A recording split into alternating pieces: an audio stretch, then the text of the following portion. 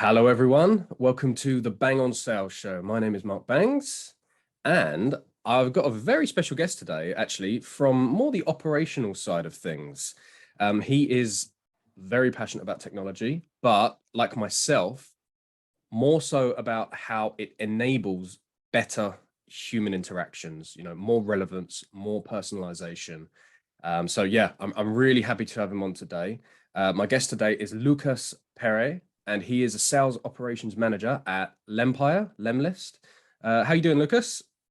Thanks for coming on. Hi, Mark. Yes, I'm doing great, and you? Oh my God. Good. Yeah.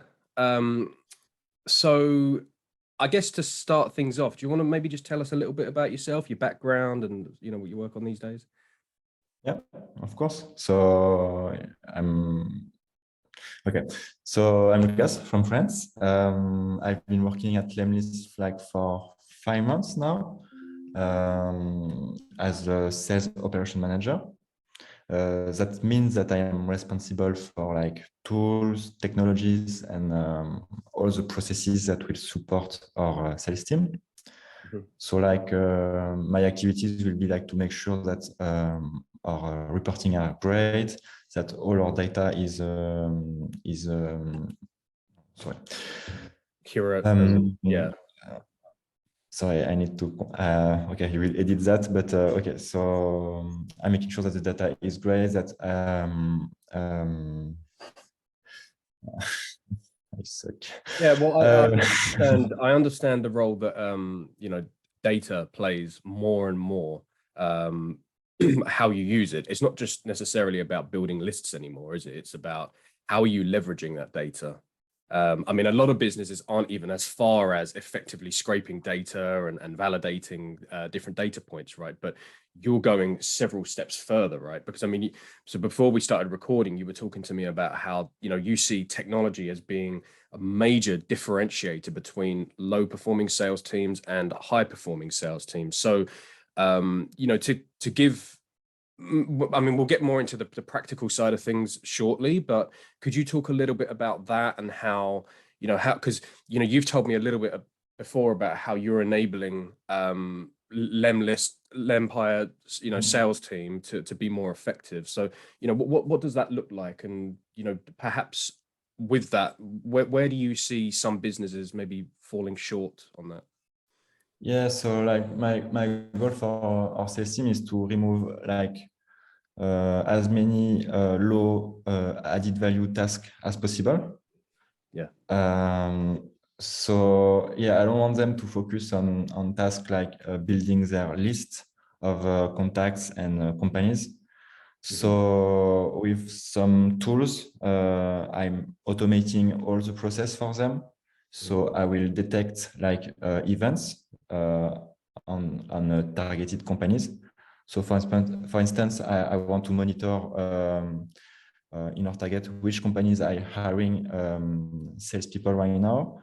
I want to know which one did a funding recently, and all that kind of events. And if I detect this, then I will trigger some workflows. So I will put the companies in my tools, and it will automatically search for their contact, their email, and it will also verify if we've been in contact recently, like if our sales team had like a conversation or an opportunity with the target, and if not, the contact will be sent to the team and in a sequence where they can personalize their outreach. So yes, for them it's like a very it's sorry I show you It's a huge I show you code. Well, it's a huge time saving, isn't it? That's unbelievable. I mean, Yeah, I've said yeah. this on other episodes of this podcast, but if I look back through my career as a salesperson, as an individual contributor, the amount of time that I've spent building lists, manually trying to verify email addresses one by one, using free tools a lot of the time, manually putting that into the CRM. It's crazy. And you touched on helping the Yeah, team on your side to spend less time on low value activities, right? So it's list building, it's admin, it's data entry into the CRM and so on. So how much, I mean, I'm putting you on the spot here a little bit, but how much time do you think you're saving? You know, so if you weren't there at Lemlist, how much time per day or per week do you think that each person would be spending on this? I think it could be up to one day per week, I think, because Yeah. yeah, like actually it's a lot to do, and yeah, if you don't have the right tools and processes, yes, it can take, I think, Yeah. one day or two per week That's sometimes. So crazy. yeah. Yeah. And So I can vouch for that 100%. Yeah, because I mean, well, let's think about it, right? You're building so you're defining an ICP, an ideal customer yeah. profile. You're building a list, which means somehow getting that data, whether you're scraping that with a tool or manually doing that copy pasting from LinkedIn search results. You're trying to find the right person, the contact details, and Yeah. you touched on trigger events as well. So how do you find funding rounds? Have you built that into your workflow as well? So for fundings, I guess I'm not doing fundings right now, but Oh, you're like not. not in an automating way. Yeah, So, so but you can do without like job automation, listings and things like that, right? So you know companies as well. I automate job. What I automate today is job listing, website visitors, and I'm in the process of doing it. It's to automate when our customer are moving to a new companies. So those three I'm very familiar with them. Wow. And for funding, today you have like Crunchbase. It's a database very popular, and it's great to know which company has received funding, and you can even split by like is it a Series A, B, C? So you can find Yeah.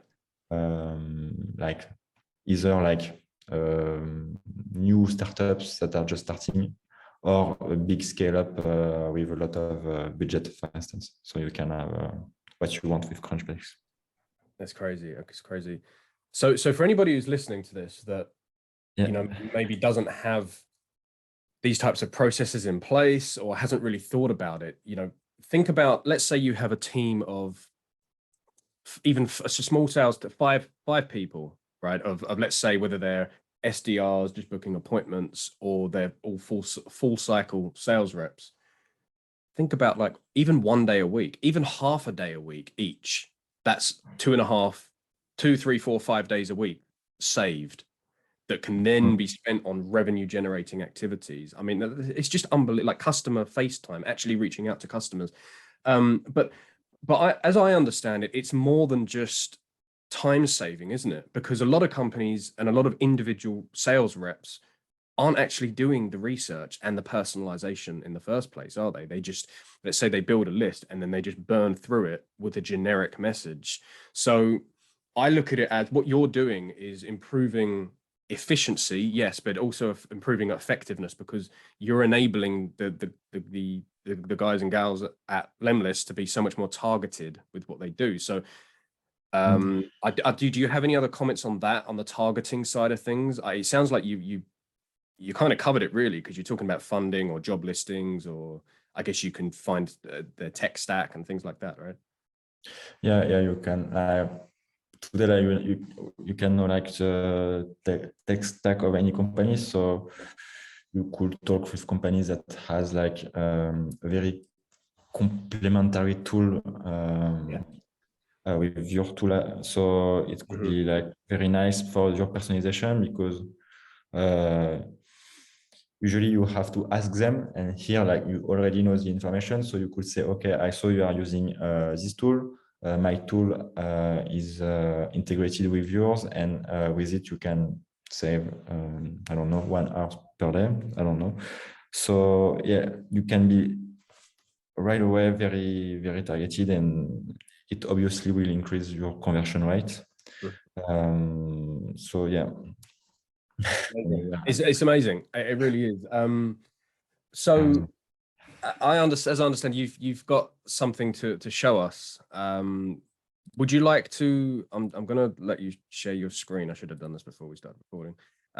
If you want to share your screen, because I think that it segues nicely into this. While you're doing that, Lucas, I'll just say to everybody, this isn't a product demo or anything like that. This is just to kind of give a visual representation of some of the stuff that we're talking about. So if you did want a demo, or you wanted to see more of Lemlist or any of the tools, then I'd suggest, reach out to Lucas or Yelisaveta, who was on the show a couple of episodes ago, and then we're able to sort that out for you. We can take them from like the computer software industry, because usually like they are doing B2B and they want to do cold email. So for us, it's like a very interesting target. Yeah. Then, for instance, I want people that are like new in their company. So I can use this spotlight from LinkedIn, change job in the last 90 days. So for instance, here I have like 187 people. So if you want to contact them all manually, it will be like super time consuming. Yeah. You will have to go to the profile, search for the email, add a little bit of personalization, and like the process will take days. And like if you use like the Lemlist Chrome extension, for instance, you can just import all of them like in one click, just like this. So you click on the Chrome extension, then you have all your leads that will show up. So Jan is here, Phil is here, and in one click, I will import them. And if I go back to Lemlist, what happens next is that we have what we call a scanners, from drop contact. And this tool, we're enriching it with contact details, essentially. Yeah, it will automatically find the email for all of those people. And as you can see here, they are already here. Like we have like 50 leads to review. Okay. And we can like build a campaign for all of them here. Like yeah. Okay. So we've pulled that list. I mean, this is a different list, isn't it? But let's say we've pulled that list from LinkedIn, from Sales Navigator. You're now able to enroll them into an outreach sequence, right?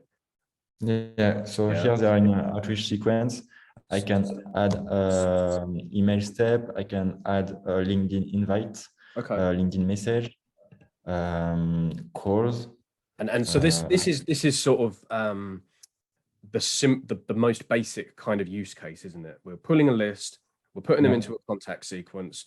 We haven't really done much in terms of pulling, like you talked about their tech stack, funding, and so on, job listing, data from job listings. But yeah, okay, that's fine. So I didn't really want to go too much into the detail of the individual sequences. We can see, obviously, that you can, as you said, you can build out. Some of it's automated, some of it's manual, if it's a phone call or, if it's something, a manual task of some kind. Yeah. Could you... So because you save like this process, usually it can take like a long time just to import leads into a sequence. And like, because you save this time, now you can take it to review your leads manually and add like a bit of personalization for each one of them. So thanks to that, like your outreach will be like much more qualitative. People will know that you spend time like personalizing around their pain and issue. So your reply rate will be far greater thanks to the time you save on the low value added task to just replace it on high value task such as personalizing. I don't know if I was clear. Sorry.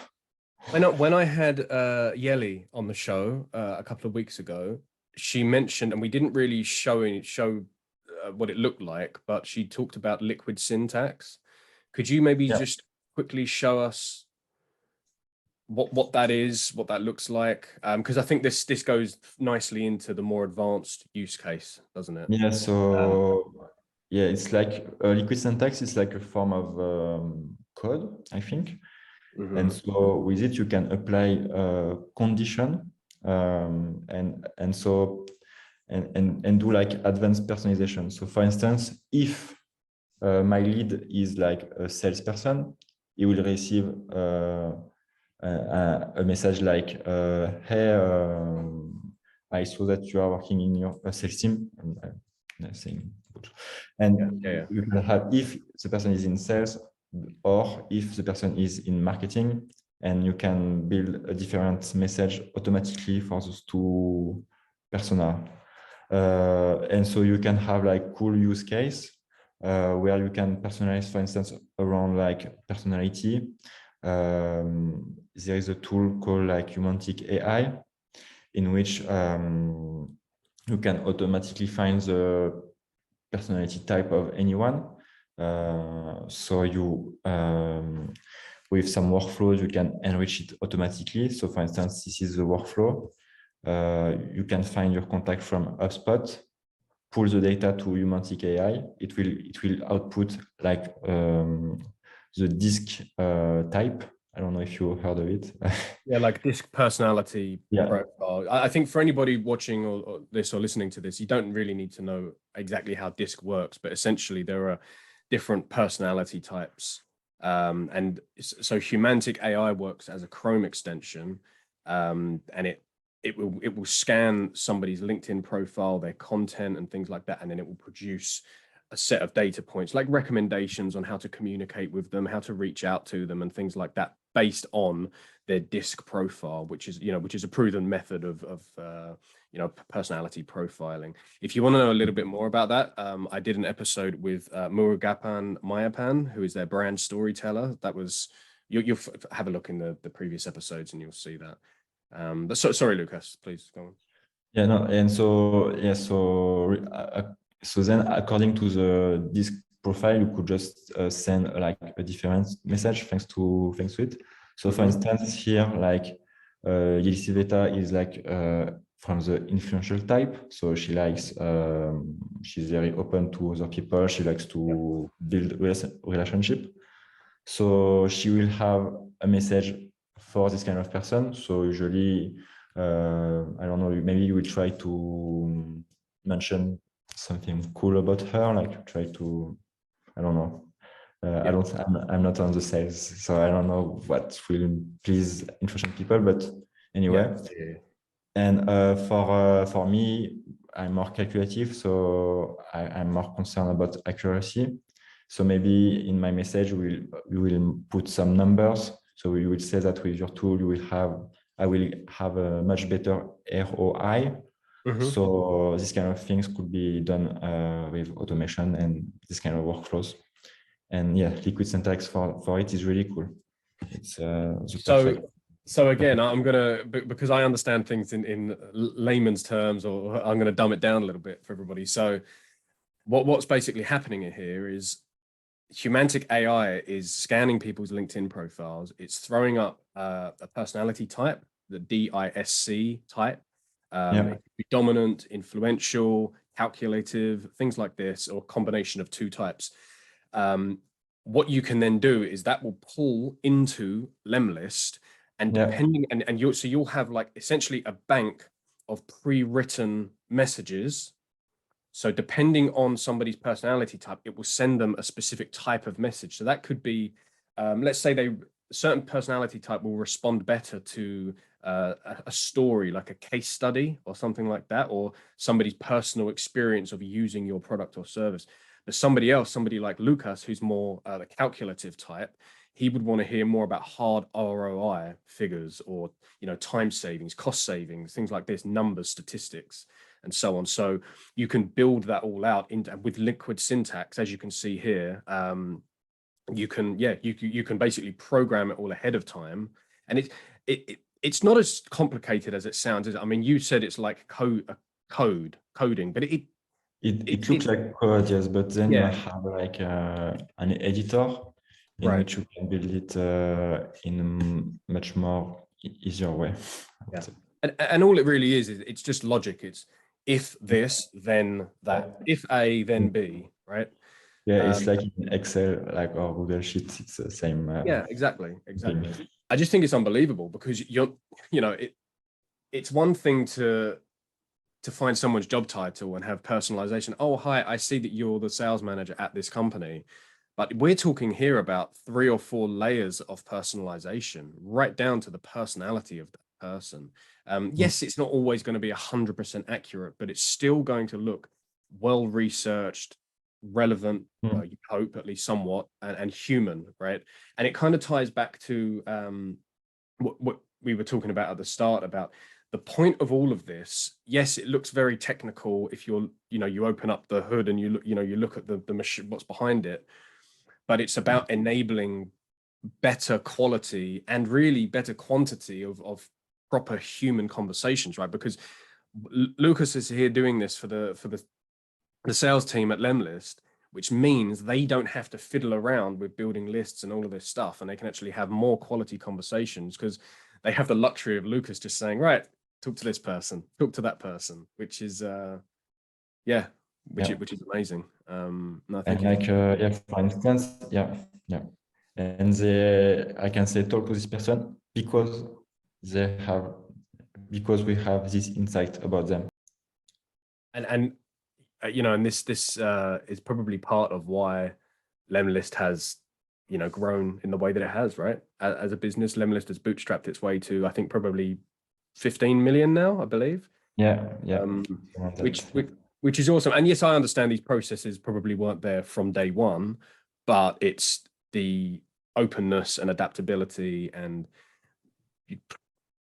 marrying together the humanity with the technology. So anyway, I'm I'm repeating myself now, but I think it's awesome. I really do. So no, thank you, Lucas. Where do you see this going in the future?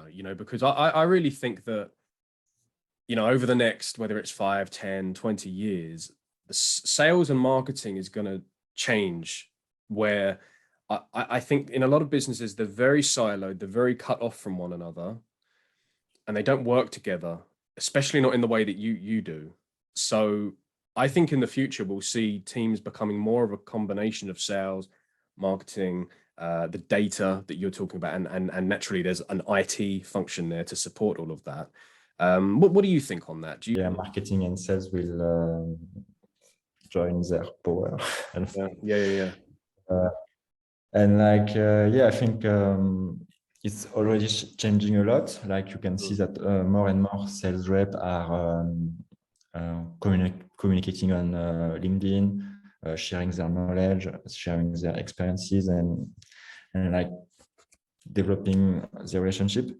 So I think like LinkedIn will be far more integrated to their tools. They will have tools that will help them post better content. They will have tools that will help them post the right content for their audiences. This kind of stuff. They will know everything about their prospect when they are visiting their website, when is the right time to contact them. I think we are already doing it, but it will be far more integrated. I think you will have like CRM where you can directly interact with LinkedIn. Like, for instance, you will have like a list, you will have a feed of LinkedIn, but just of which show just your target. So for instance, you will have the LinkedIn feed of a sales manager, and you will be able to engage with just sales manager. So you will have like this kind of stuff very, very soon, I think. I really think there's so much value in what you've shown today, but it's really for the small number of people, the minority, that it will spark an idea in their head, and then they'll investigate further. So if you are watching this or listening to this, reach out to Lucas. He'll tell us in a second where you can connect with him, where you can find him. But check out Lemlist, check out Humantic AI, check out some of the ideas that we're talking about here. There are more and more people talking about this stuff on LinkedIn as well. So myself included. So yeah, Lucas, with that, where can people find you? Where can they connect with you? Yes, they can find me on LinkedIn, Perret. I'm posting like 2 or 3 times per week about sales technology. So yeah, I'm always open to talking with people in the industry. Brilliant. Okay, great. Well, look, thank you so much. Have a great week, and yeah, we'll speak soon. Yeah, thank you so much, Okay. Mark. See you. Bye bye.